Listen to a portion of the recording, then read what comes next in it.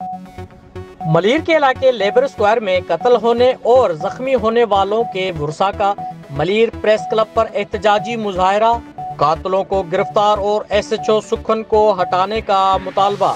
मुजाहरीन गुल मोहम्मद मरी, वाहिद मरी और अमीन मरी ने कहा कि मामूली बात पर लेबर स्क्वायर के बदमाश कारी सजाद तनोली, शौकत पठान, मलक मुमताज, उस्मान व दीगर ने हमारे ऊपर हथियारों से हमला किया और नौजवान आरिफ मरी को फायरिंग करके कत्ल, जबकि मौला बख्श और जाड़ो खान मरी को सख्त जख्मी कर दिया।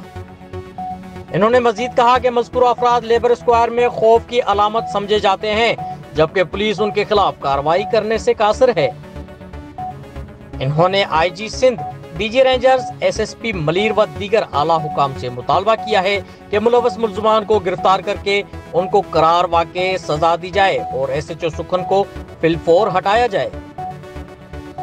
कैमरामैन मुमताज चांडियों के साथ राजा बलोच, वर्ल्ड न्यूज़ उर्दू, कराची।